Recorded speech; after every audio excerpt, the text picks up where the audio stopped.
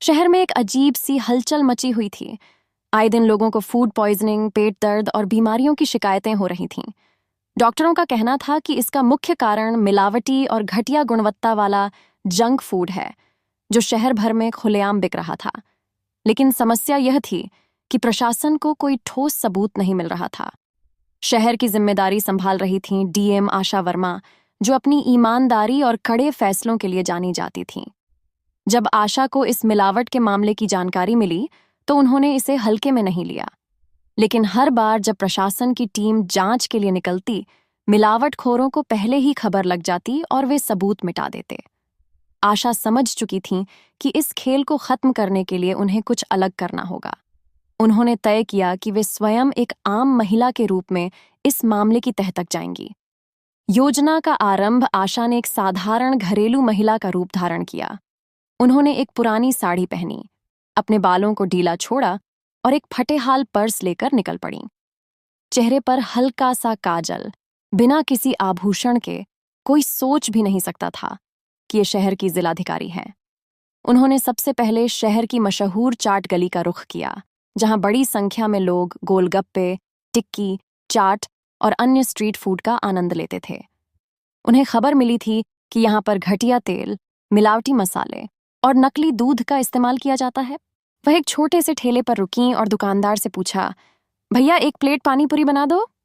दुकानदार ने मुस्कुराते हुए कहा, बहन जी, हमारी पानी पूरी पूरे शहर में सबसे बढ़िया है।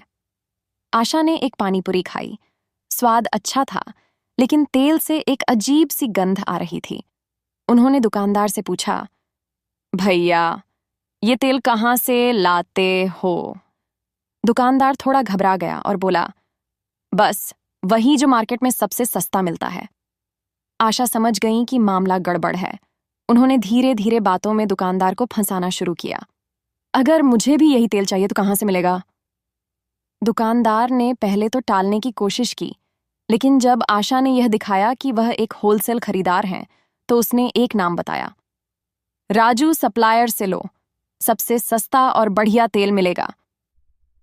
मिलावटखोरी की जड़ तक पहुंचना अब आशा के पास पहला सुराग था, राजू सप्लायर। उन्होंने अगले दिन वहां जाने की योजना बनाई। अगली सुबह वह एक छोटी दुकान पर पहुंची, जहां राजू सप्लायर नाम की दुकान थी। दुकान पर पहुंचते ही उन्होंने देखा कि वहां बहुत सारे प्लास्टिक के ड्रम रखे थे, जिनमें तेल भरा था। उन्होंने दुकानदार से कहा, भैया, मुझे सस्ता तेल चाहिए, बड़े पैमाने पर। राजू नाम का आदमी मुस्कुराया, आपको कैसा तेल चाहिए? 100 रुपए लीटर वाला, 80 रुपए वाला या 50 रुपए वाला? आशा चौंक गई। क्या मतलब? तेल भी इस तरह मिलता है? राजू ने हंसकर कहा, अरे दीदी, जितने पैसे दोगे उतनी क्वालिटी मिलेगी। हम तो प्लास्टिक और केमिकल से भी तेल बना सकते हैं। आशा को गुस्सा आ रहा था, लेकिन उन्होंने खुद को शांत रखा। मुझे सबसे सस्ता वाला चाहिए। राजू ने एक बड़े ड्रम की ओर इशारा किया, इसे देखो, ये तेल होटल और ठेलों पर जाता है, सब इसे ही इस्तेमाल करते हैं। आशा ने देखा कि तेल काले रंग का था और उसमें से बदबू आ रही थी। यह वही तेल था जो गोलगप्पे के ठेलों पर इस्तेमाल हो रहा था।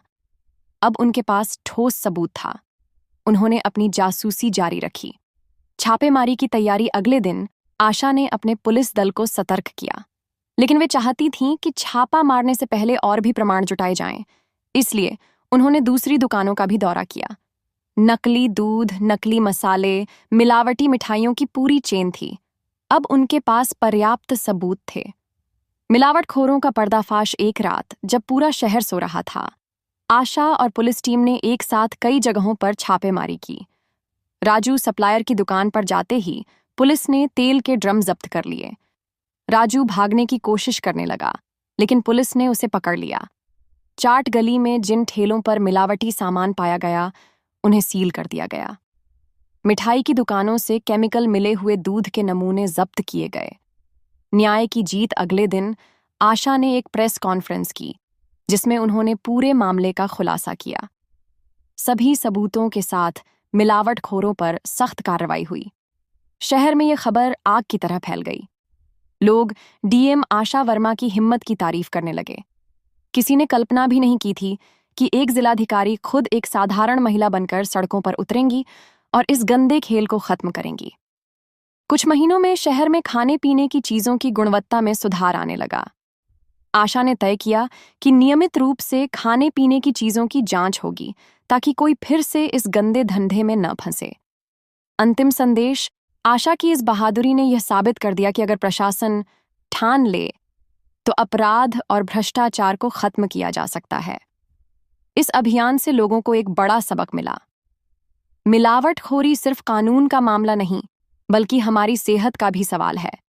अगर हम सब जागरूक हों तो मिलावटखोरी को हमेशा के लिए खत्म कर सकते हैं।